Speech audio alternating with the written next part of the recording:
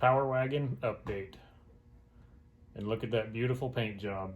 Somebody spent some quality time with a paintbrush on that thing years ago. Anyway, been working on the chassis quite a bit. I got the engine, transmission, everything out of the truck, so took some time, cut off the old engine mounts, the old cab mounts, got the frame all cleaned up, ready for new mounts to be built. Got pretty much all the parts I need, and I think I got everything organized to go back in, so I'll show you what I'm working on.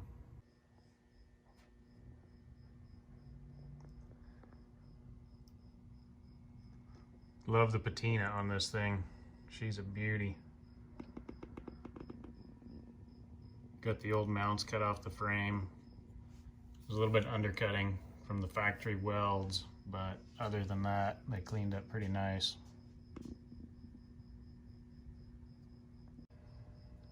So when I got this cab, these door decals were a little bit easier to see, and I should have preserved them a little better maybe, but after it got washed, they kind of went away. But this is an old United Van Lines truck, apparently. I don't know if you can see it in the video, but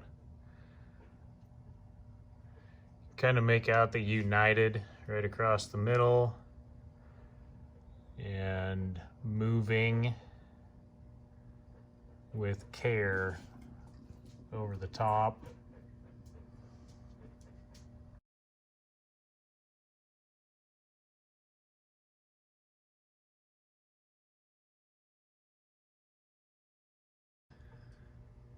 Then I don't know if this other lettering is from United or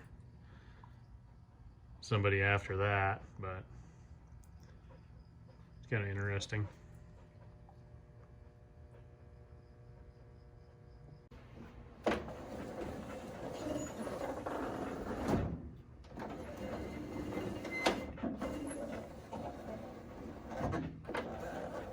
Needs a little more oil, but they work pretty decent.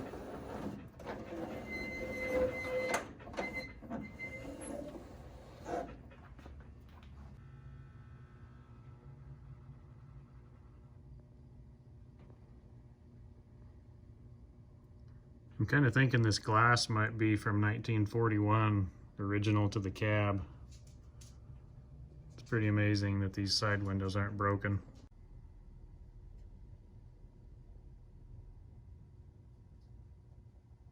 Philadelphia, PA.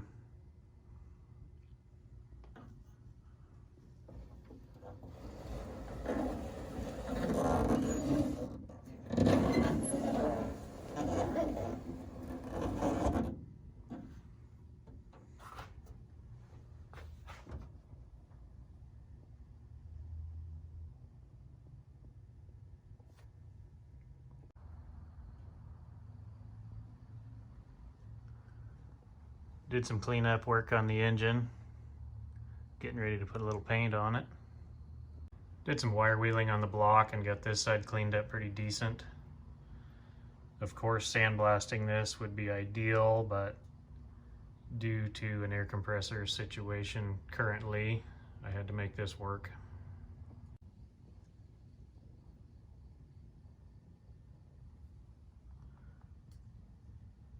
Put a little paint on the back of the oil pan there where I can get to it easy right now. Ready to put the flywheel housing on the block. Put little anti-seize on these mating surfaces between the aluminum flywheel housing and the block to prevent corrosion.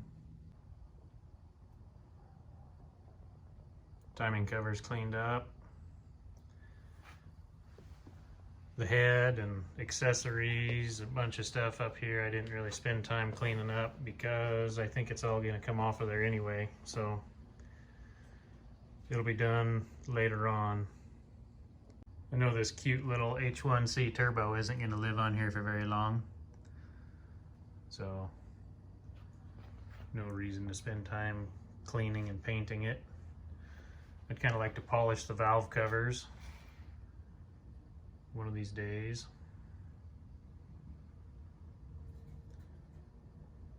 Fan hub, stuff like that. I'm not sure which ones I'm using yet, so I haven't really messed with them. Cleaned up the flywheel housing, got it ready for paint.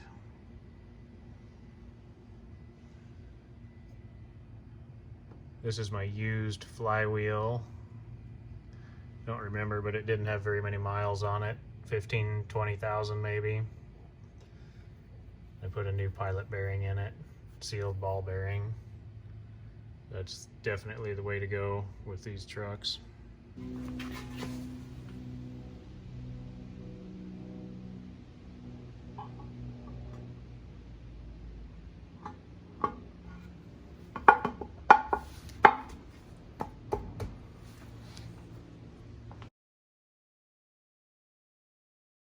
That's the Cummins part number for this second gen Dodge flywheel housing. Used a thread cleaning tap in all 8 of these holes in the block for the flywheel housing, and then cleaned them out really good with brake cleaner, and they will get thread locker on the bolts when it goes back together. So on these aluminum flywheel housings, the bolt torque spec is 44 foot-pounds, and I just used a Sharpie and I put my torque sequence on here. So 1, 2. Got all these bolts cleaned up really good, degreased, ready for some new thread locker. I'm using high strength thread locker on these.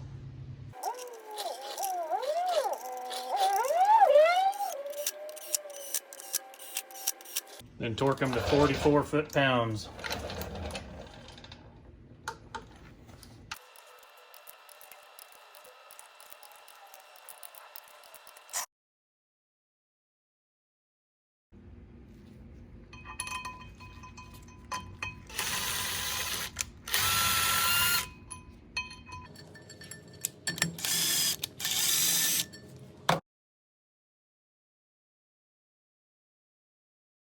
So if you're switching out your clutch or doing transmission work or anything, I think this is a really good upgrade. Throwing away the original needle bearing that came from the factory and using one of these sealed ball bearings. This is a Powr 1635 RLD. I think this is common in electric motors, but basically you just need any bearing that has a 3/4 inch ID to fit the input shaft, and bore out your flywheel to match whatever the OD of the bearing is. This one's 1 3/4 I believe, and 1/2 inch wide. And you could use a larger diameter and a larger width, and I don't see that it would hurt anything. You've obviously got more depth in this flywheel here. I think there's probably easier bearings to source. So if I was doing it over again, I would probably find a little more of a common part number and then have the flywheel bored out to match it. Keeping everything properly aligned is really going to help the life of your transmission. It's not going to roll on your input shaft, so your input shaft is not a wear surface anymore. The bearing is the only wear item. I think it's going to take a long time to wear out this bearing in this application. Here's your flywheel bolt torque sequence. Got it written out on there. 101 foot-pounds.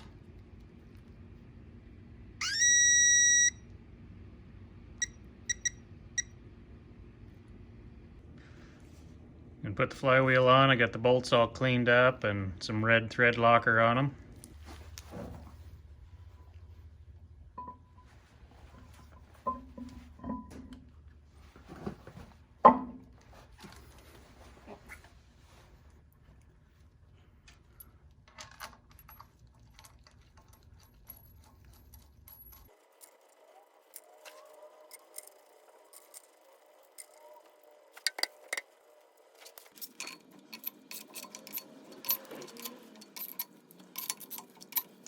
Put my flat bar brace on there to kind of hold that engine from spinning.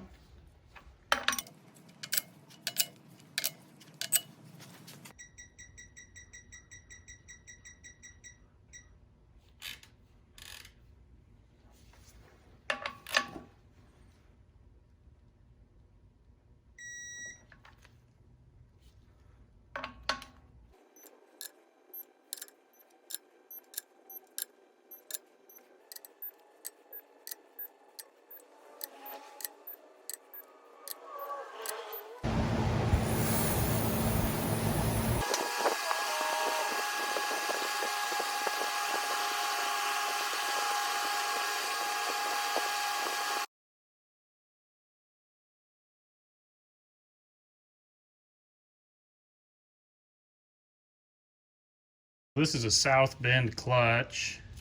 I think they called it the Con O, if I remember correctly. And I think it was rated for 400 horsepower, so still in really good shape, basically like new, and it should be perfect for this 4BT. I'll have to look in my records and see how many miles was on this clutch when I took it out, but I haven't even worn off the part numbers on the friction surface yet.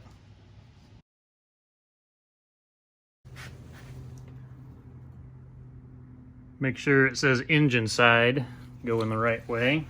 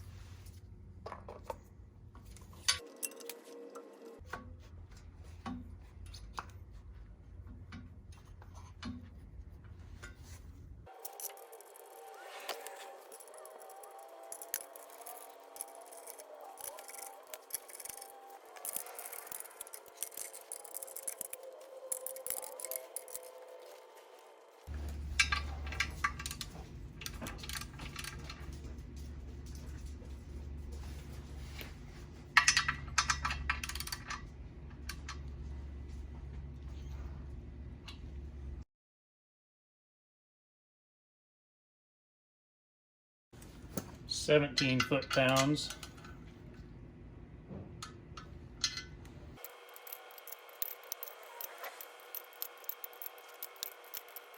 So if you got that clutch disc centered properly, your alignment tool should be able to slide through the splines and engage into that pilot bearing really easily without binding.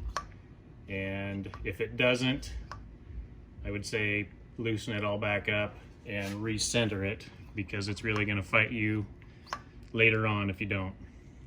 These 8 clutch cover bolts need to be torqued to 17 foot-pounds with thread locker. And to prevent warping this clutch, you want to put them all in finger tight first, everything as consistent as you can get it, and then go back in a crisscross pattern and tighten them a quarter turn at a time until the whole clutch is up to the flywheel evenly, and then torque them.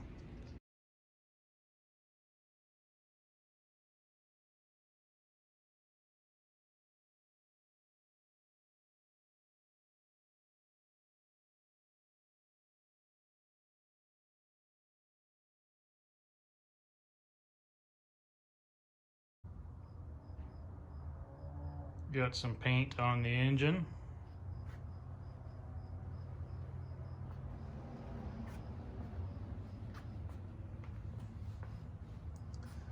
Clutch is on.